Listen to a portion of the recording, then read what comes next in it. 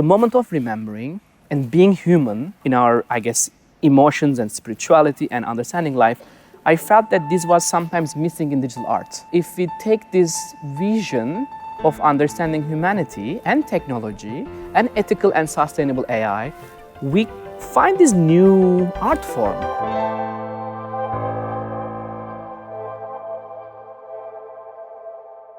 Welcome to Prompted, a podcast about AI, people, and the creative spark. I'm Cameron Adams, co-founder and chief product officer of Canva. And my guest in today's episode is one of the most visionary artists working at the intersection of AI and human creativity today. Refik Anadol is a pioneering media artist and director whose large-scale data sculptures have transformed some of the world's most iconic spaces. From MoMA in New York, where his generative AI artwork drew 3 million visitors, to a brand new kind of museum he's building from the ground up. I sat down with Refik on stage at Canva Create in Los Angeles. And in this conversation, he takes us inside his idea that data is not just numbers, it's a form of collective memory.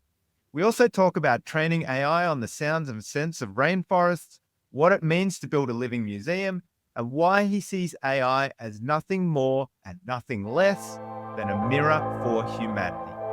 Enjoy. Now, Refik, before we get into it, I remember hearing from you that when you were 8, you watched a film. Tell us about this film that really shaped you. Yes, so I was super excited to watch my first science fiction movie as a child while looking for the beauty of life and positivity of life, Blade Runner. It was a fascinating experience. I didn't know English. My cousin translated. I hope he did a good job. And it was a beautiful dialogue about, I remember, two androids sharing their worlds. And I asked what they are saying. And he says, it's not your memory, it's someone else's memories. And that, as a child, the feeling of how two androids or humanoids in conversation through the lens of a child mind of a positivity, seeing the downtown Los Angeles of flying cars like the media architecture of the future. I just can't forget that feeling. You were thinking a lot deeper than I think most 8-year-olds that I know would think about. Was that always you as a child? I mean, it was the similar time. I was also very lucky to have the first computer, Commodore 64. Oh, wow. It was a coincidence. My mom brought home this for a birthday gift, and I just can't forget the feeling of programming games to be able to look at the door, the floor, the ceiling. Everything was in the games were changeable and editable. And I was coming back to the room and looking how boring the physical world and why the imagination doesn't apply to the physical world. So I think they all meet at the same kind of a year. So you always wanted to escape to the metaverse where you could just manipulate anything? As much as. You eventually actually ended up in Los Angeles, but a slightly less dystopian Los Angeles, yes. The Los Angeles of today. What brought you here? So thanks to my partner Efsun also, we were together at the undergrad years at Istanbul, studied visual communication design and photography and video. 2008, I coined the term data painting, the idea of seeing information, not just a number, but a form of memory. The idea of what happens if the information of life, it can be heartbeats, brain signals, and Wi-Fi, Bluetooth, anything and everything we can quantify through sensors and machines. Could they be a form of pigmentation? And it was an undergrad last year epiphany. And then I was super inspired by the media architecture, the idea of adding media into architecture, going beyond glass, steel, and concrete.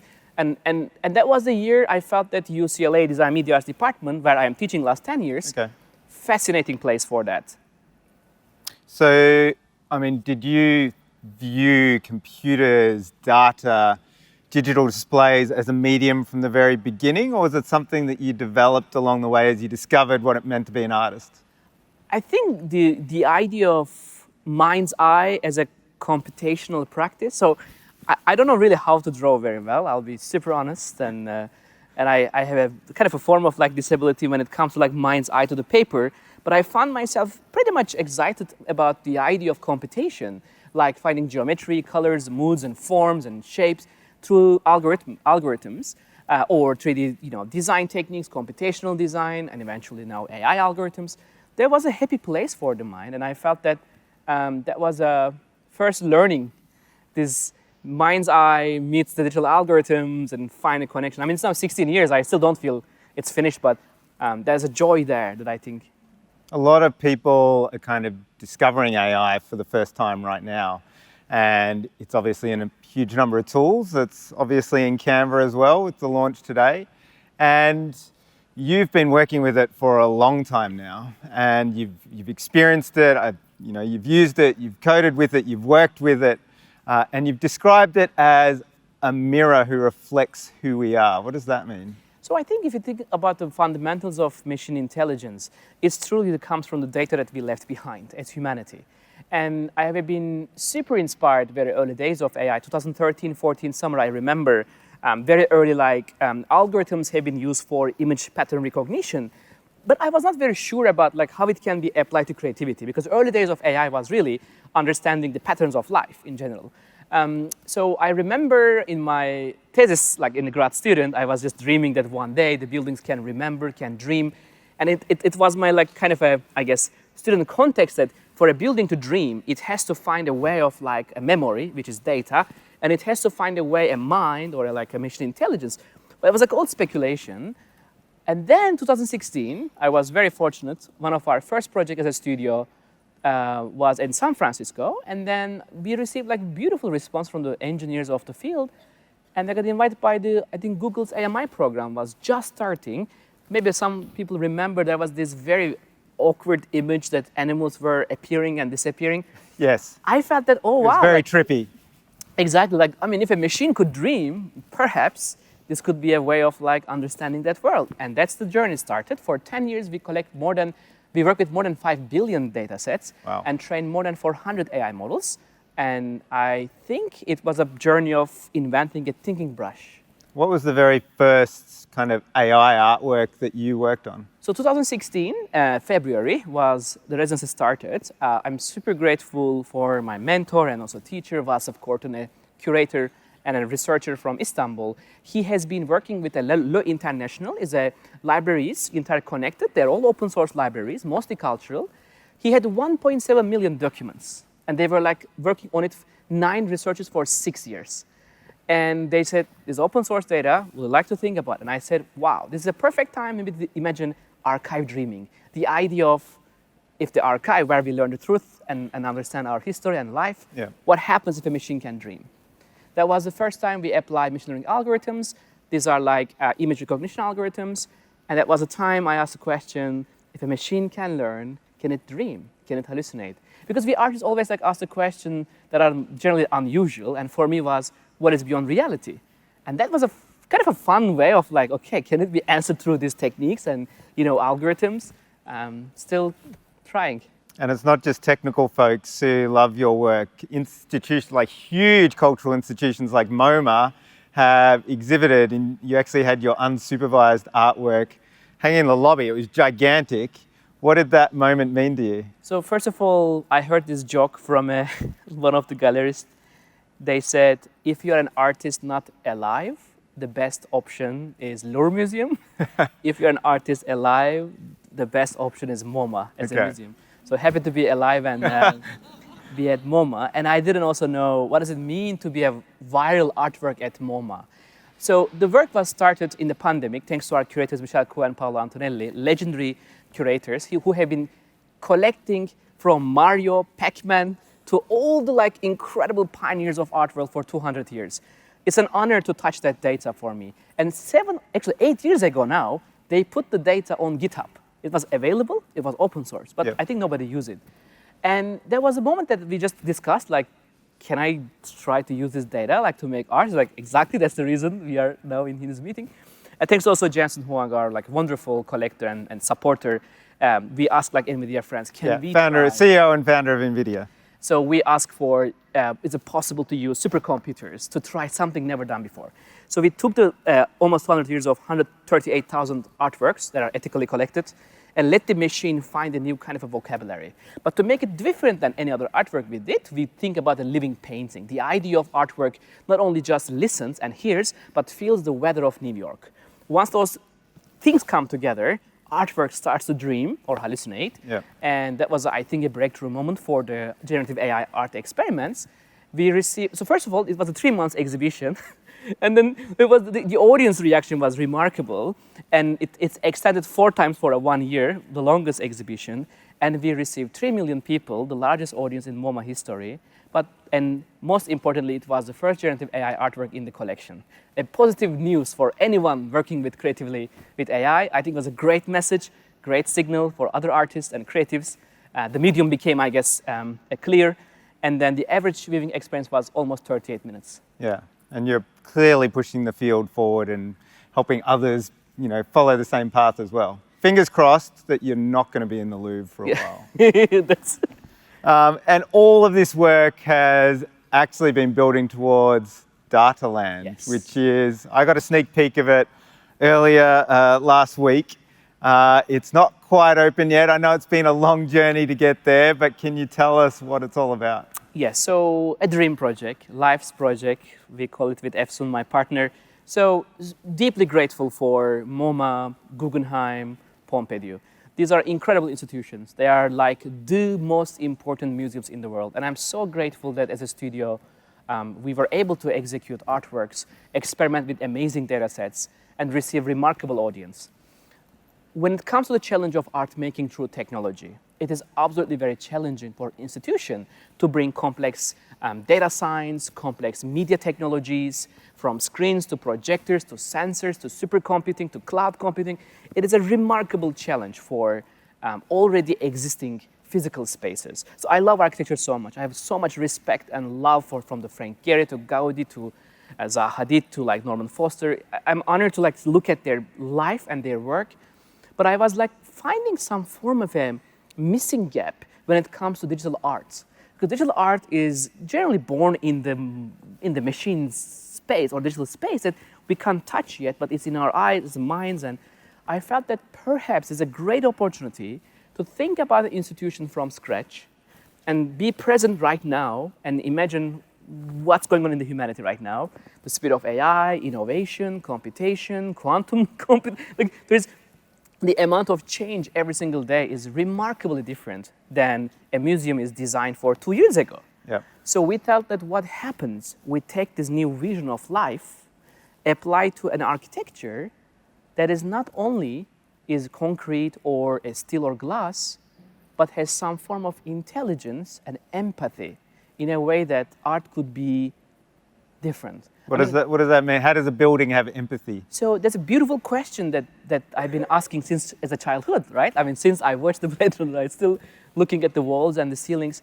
Like this room, for example, where we are. The memory of this, of course, goes online, so forth. But the physical space is just a shell. We felt that what happens if the HVAC system, the power system, the network, the sensor, the media, is truly cohesively designed for a world that we are entering very soon, which, who knows, maybe we have AGI in a couple of years. We have, robotics coming. The society is changing so fast.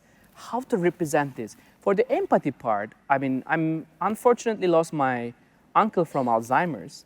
And it was a very powerful and emotional and moment that I realized the same year I received my residency for AI, the same year I learned that. And I asked this question always, the moment of remembering and being human, as much as AI can come, being human in our I guess, emotions and spirituality and understanding life, I felt that this was sometimes missing in digital art. And we've thought that if we take this vision of understanding humanity and technology and ethical and sustainable AI, we find this new art form. So I'm calling this a little bit generative reality because we are in the age of seeing and feeling and smelling and remembering things that we even sometimes don't know what is real, right? It's a new form of era we are entering. It's not XR, not VR, not AR. They are amazing technologies, but they just don't still feel what's going next for us. So the museum will understand these patterns, experiment with sensors, real-time AI applications with ethical data sources and sustainable compute practices with the education, learning, and the collection in mind. And I've walked through the space. It's incredibly well crafted. It's an amazing experience. You've thought about the curve of the walls as they meet the floor. You've thought about the journey that people go through. I feel like that's something that not a lot of artists have to deal with. They don't have to think about air conditioning systems and ticketing systems and the business model of their artwork. Is this a bit of a rarity in the art world? I think so, because first of all, being independent, as an art studio, we have this chance of learning so much about the art society, creative industry, and thanks to Efsun, my partner, we really deep dive in understanding the mechanics of the world that art and the creativity happens. But what we learn is, by the way, all our collectors and supporters in the journey join the forces, which we are so grateful. And also, I mean, this is like maybe an amazing moment, like Johnny Ivy, I mean, who has a huge respect and love his work. He even said that it's a kind of the iPhone moment for a museum, for architecture, because Wow. we meticulously work on being sure that technology is not present, but it disappears. And I felt that when we do a show in an exhibition, in a museum or gallery, we sometimes, okay, here's a piece on the wall, here's the computer here, here's the cable here. But there's really, we want to like change this feeling of the magical moment when technology disappears. We as humans are the present and the center point of the experience. You've called data your pigment and neural networks your brush, and you've talked a lot about data before. How important is it to your work, and like how do you go about finding the right data and then actually working with it to create something beautiful and moving for people? So it's a great question. To me, data is an invisible, poetic form of life in this new era of life.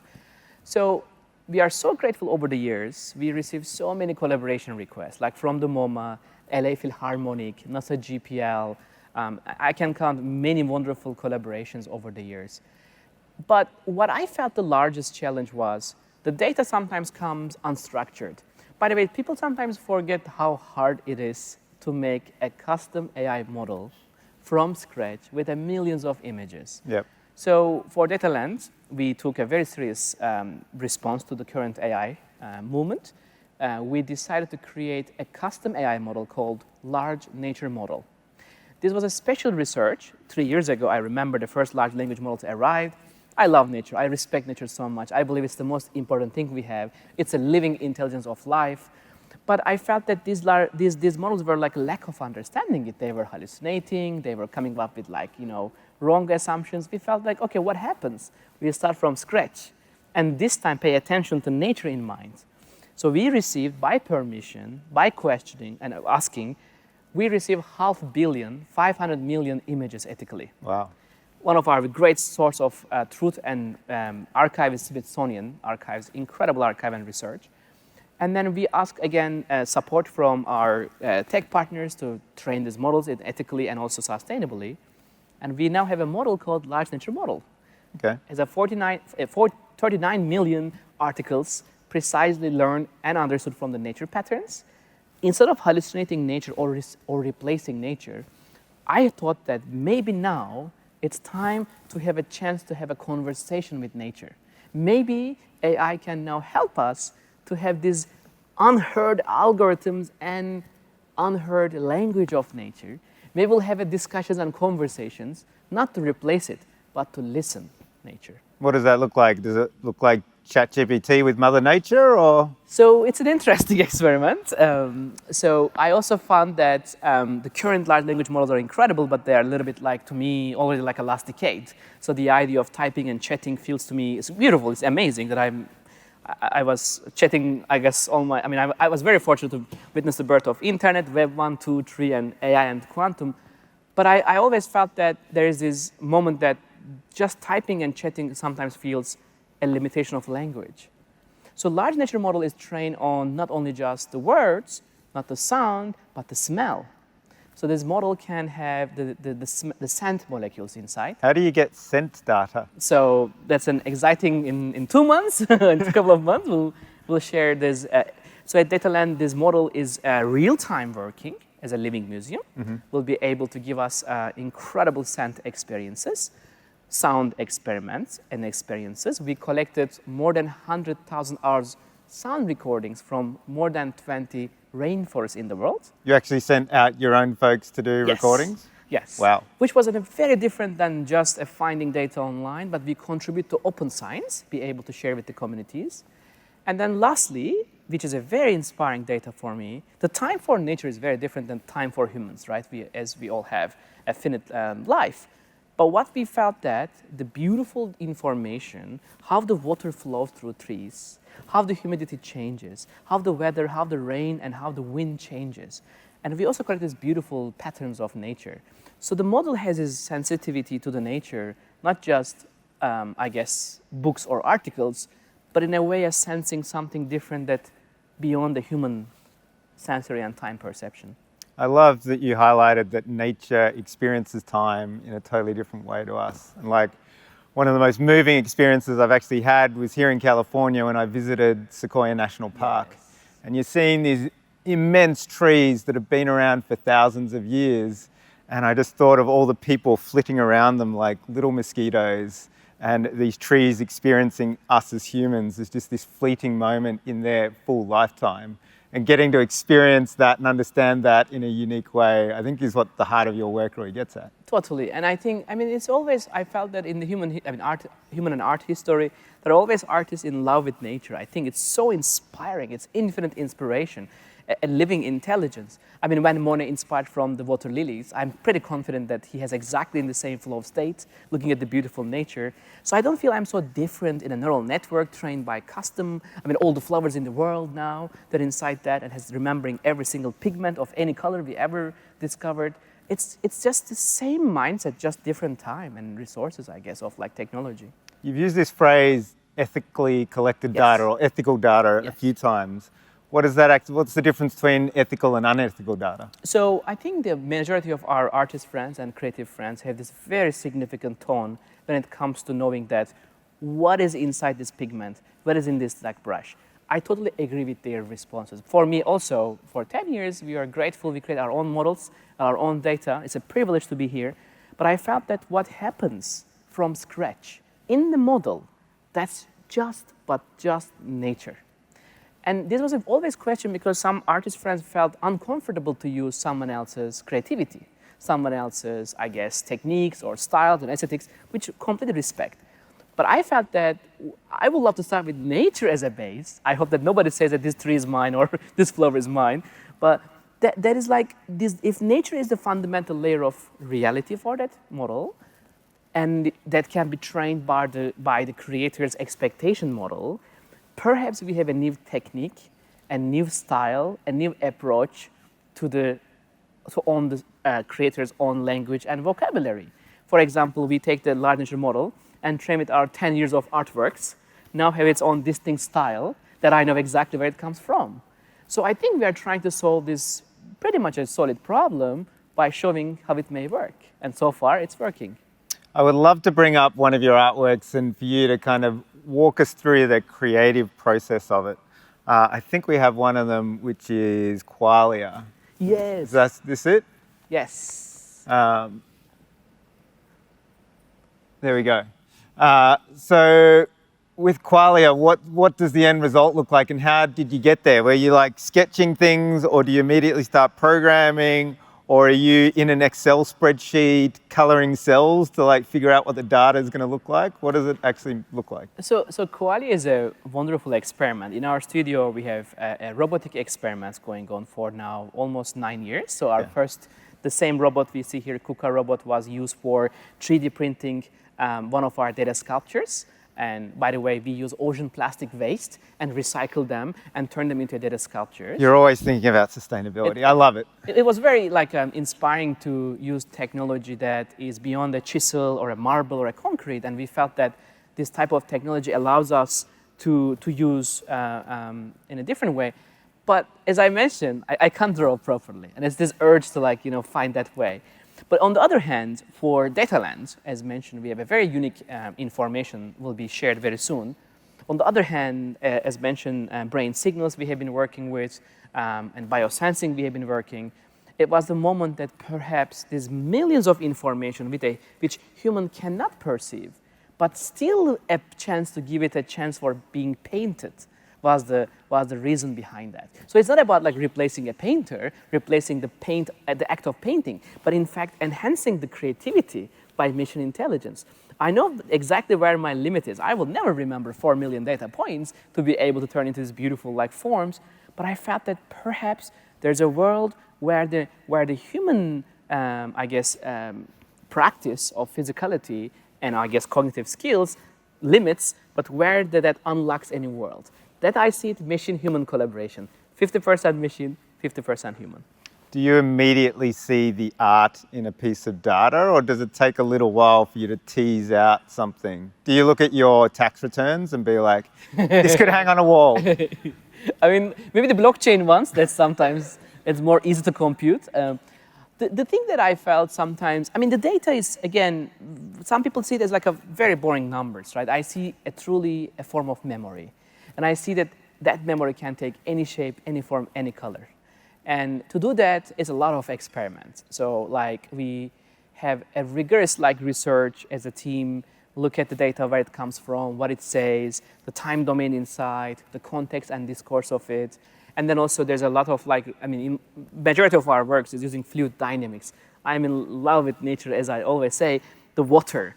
In Istanbul, my hometown, there's Bosphorus that connects literally the west and the east.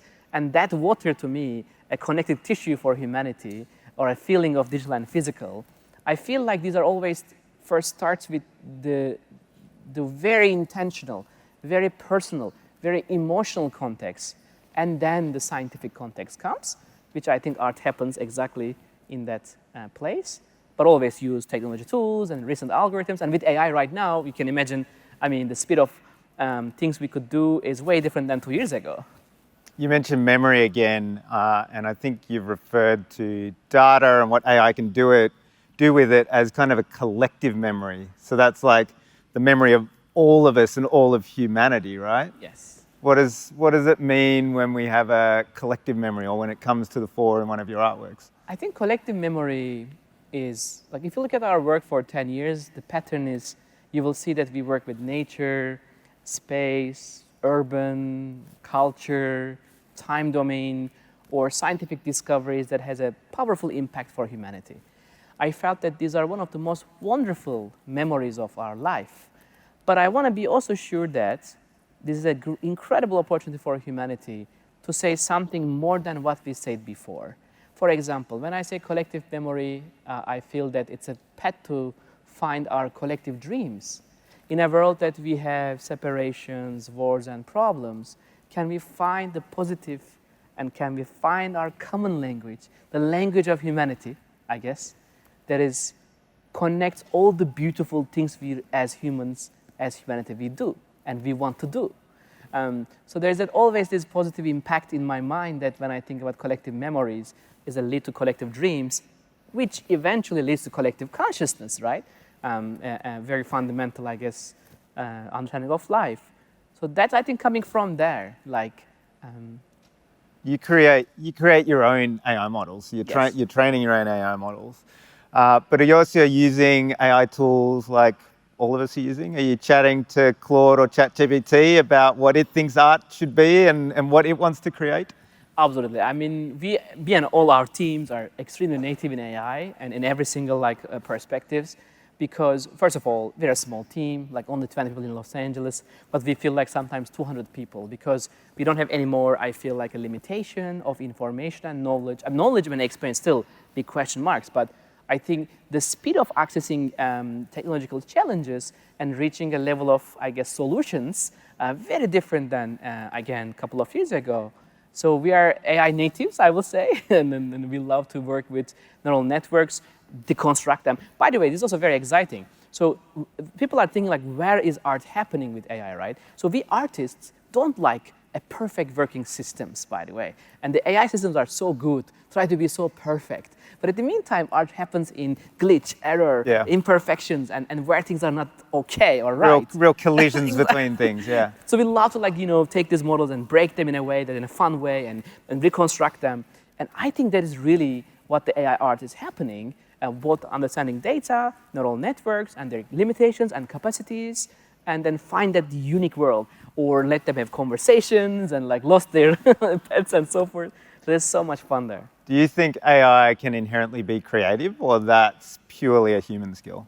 My hope from my heart, we are humans and we are the creatives. I hope we will never lose our compass. I always see AI not as a replacement, as just a great friend, has a chance to help us. And I hope this doesn't change, because I believe creativity should be in the hands of humans, we all, and I think we should ethically be careful how we navigate that, water. And I hope that we all can remain creative as we wish for. You mentioned breaking things and like the wonderfulness that happens when things go wrong. And you've also talked about something called productive transgressions, Yes. which is when you use technology for things it wasn't meant to. Do you have a good example of that? I think I can count many rejections. I can count many things that didn't like click well for the art world. So I think for many pioneers, I'm pretty confident it's the same thing. When we start to see beyond what is possible of any field, I feel like there's these beautiful walls to break, new mountains to climb, and new places to discover. As a child, I always felt that the inspiration, would love to discover a new world, love to find something new and ask my family and friends, I found something new, like, do you want to check this out? That feeling never goes away, I think. And that feeling always hit the same walls that are, this is not art, you can't use data, you can't use computers. I remember very clearly the first critics, wow, you're using computer to make art? Like, is it, I mean, like, and there was like always that challenges came from. But the more those challenges are hits the right walls, I guess, the more the pioneering that field happens. When we worked with the first neuroscientific data, I remember, oh, you can't use human brain data, it cannot be art. But then, 1 month later, we worked with a beautiful data of 5 children, all their brain data healed from Lausanne Hospital. Wow. We made an artwork called Sense of Healing, and auctioned for 1.7 million euro to fundraise for UNICEF. That's amazing. That's So incredible. that is like where that no, you cannot do that turns into a value for humanity, can be also part of art and design and culture. So we as a studio love to be in the places where there's a fear or concern or hysteria. Instead of just talking, doing it, experimenting with it, hands-on, and then have an opinion. Because I don't believe that technologies is just talk about it without using, without experimenting. You showed me one of the data clusters that's powering Dataland. It was like 150 GPUs or something. It's like huge scale. And when you walk into this environment that's so rich and visual and it's pulsing with life, it's a huge experience that I imagine must take a lot of people to bring it together. Are you still coding on a Commodore 64 to make it happen? Or what does the team look like to bring this to life? So first of all, I mean, deeply grateful for a great team. Small team, yes, but a wonderful team. And again, we never built any physical space before in our lives. We just learn by doing, by experimenting with our partners who teach us how to build a space, how to engineer a space. And then I think trust and courage is very important, because these are like, I guess for some people, dark waters or a new water to discover how deep it is, how dangerous it is. What happens if we will, like that type of feeling is when we build an institution from scratch. But the AI really help us so much in this practice. We learn about some from the permits in the city to like, engineering a very complex network systems, from training an AI model in the cloud and inferencing in real time when the museum is alive. We have many challenges that solved by the team. We have a remarkable computation that is needed for a living museum concept, which is, again, never done before. So this is like the challenges, right? You just can't Google it because it just doesn't exist. Like, we ask AI and you just come up with like, things, but it really doesn't fit in the reality of life, right? Just like, hallucinations. So that was a really beautiful challenge to like navigate unknown part of when the digital and physical connects, I guess. Are you starting to see AI change the shape of your team? Like who you need on it, the different skills that you need? Is it a different mix now? I think the team is really, I mean, again, 20 is a number. I feel like I'm in a class. I'm teaching last 10 years. Okay. Literally my class is 20 people. I have this honest connection, an everyday connection. There's just something honest about that small but mighty connection. But yes, everyone felt much more connected. So we had days that we were limited by resources and knowledge. And because we are not a company, as an art studio, it stays to be so really small intentionally. But AI, I think, helped us so much.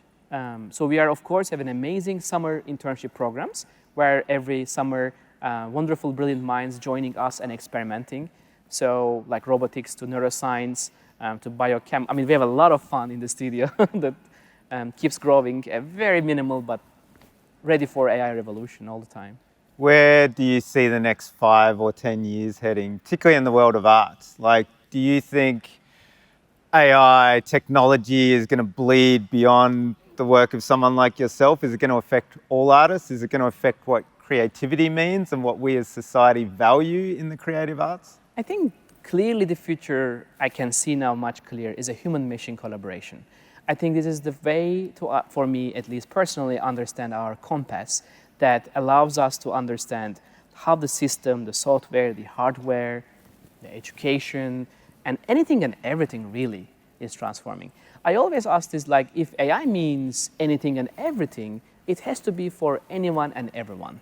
And if we balance this with ethically and sustainably, I see a beautiful potential for all of us that can, just thrive new worlds. And I also felt that when machine intelligence becomes powerful for solving problems such as disease and other issues, there will be, I think, a different world waiting us. But on the other hand, for creativity, I hope that we all have this powerful thinking brush that allows us to, imagine anything and everything that we are trying to solve. On the other hand, for the art world, I see that for Dataland perspective, because we would love to become, as an institution, as a studio, be present and navigate these 5 years. Not only just creating art, but also talking about it, educating about it. I mean, again, as a teacher, I love to share so much that there's so much to learn beyond just beautiful videos online. There is still a beautiful world being physically in the same room at the same time, explore the machine intelligence and creativity. So I think next 5 years for me, both as a teacher and a founder of Dataland and our studio, be sure that we are absolutely on a positive compass to understand this new thing for humanity. Well, that is great to hear from an expert on AI. There's a segment that we love to do on the Prompted podcast, which we've never done with an artist before, so I'm fascinated to hear your answers. And that is to hear about your all-star creative team.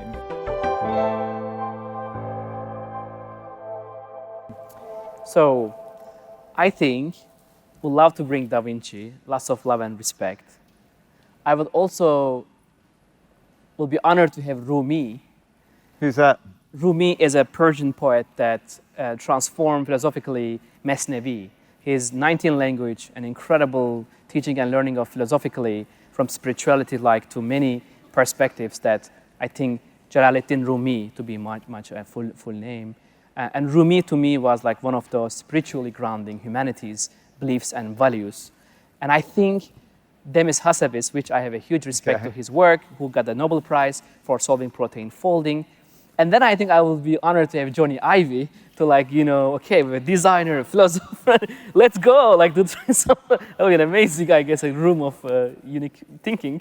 I don't know about Rumi, I don't know what Rumi looked like, but Leonardo, Johnny Ive, Demis Hassabis, not a lot of hair on that team.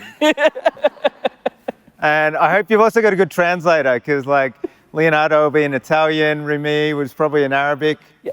Johnny Ive, Demis, Demis, you can have a good chat too. Maybe AI can help you translate between all of them. Navigate through. And is that you as creative director of all of those folks? I will be honored. We'll be honored to be in a room like that and bringing coffee and what are we doing? All right. Well, the very last segment we have on the podcast is always some rapid fire questions. And I think we actually got AI to help out on some of these questions, do a bit of research on Refik and figure out what would be great questions to ask you. Are you ready for some rapid fire? Yes. One word is perfectly fine. Okay. In fact, one word can often be the best answer, but feel free to expand. Very first question. What is the most beautiful piece of data you've ever seen? It was a little bit long answer, but it was a beautiful painting series from the Yavanava family from Amazonia, Brazil, Wow. indigenous people. They were called knes. This is a very beautiful painting technique that belongs to them, and they were able to collaborate with Efsun, my partner, and it was the most beautiful data ever, with ethically we use to train an AI model to make a beautiful fundraising, to make the first Amazonian museum and university in the heart of Amazonia. That data, that only 12 paintings, maybe one of the smallest data we ever work, but the most meaningful and purposeful and most emotional data we ever work. Wow, I'm going to have to break rapid fire here Sorry, because I love it. Did those people get to see the final Yes, AI artwork yes. that you produced? Yes. Amazing. Deeply grateful for that data set that are so rare but are so meaningful. Okay, back into rapid fire. What does a machine dream about when no one's watching? I think, hard one. If it's too tough, you can just pass. Daydreaming. I All think right. it's still daydreaming in a flow state of its own latent space. Okay. A collaboration with one artist, living or dead, who would it be? Actually, can I say Rumi? Go for it. Because Rumi, I think I would like to come back. If I can find, I was just want to say, one of the reasons Rumi is long answer, but he has this amazing 7 advices. Okay. Rumi says, for generosity, be like the river. For compassion, be like the sun. Concealing faults, be like the night. For anger, be like the dead. For modesty and humility, be like the soil. For tolerance, be like the ocean. For authenticity, either exist as you are or be as who you are. So he was a powerful person that I think can enhance. That is humanity. beautiful and deeply connected to nature again. What is a piece of data that changed how you understand humanity? I will still go back to nature. It was so profoundly powerful to think how incredible nature is a form of living intelligence. I think nature is a form of AI. We just don't know yet. If all your tools disappeared tomorrow, if we smashed your Commodore 64, what would you do? I will ask my partner first. I would love to go back to the most deepest, honest, clear nature world to understand more nature. What's your favorite underrated AI tool? I think I am still going back to the GAN algorithms. They are called generative adversarial networks, very early generative AI models, pre-diffusion models. Yeah. They are incredible. They are unsupervised, and they allow you to break things much quicker. And they produce those trippy Google visuals, right? Beautiful world. That Yeah. Sum up AI in one word. A mirror for humanity. All right. A mirror. And very last quick question. Finish this sentence. A surprising thing AI taught me about myself is... Human-machine collaboration. All right. Well, thank you, Refik. I you think so we've much. covered so much amazing stuff here. So much. Thank you so much, and I hope to see you at Dataland. Hopefully. Yes. Hope to see you. And thank the audience for being here for a live recording Thank of you so Prompted, much. which is a very rare thing.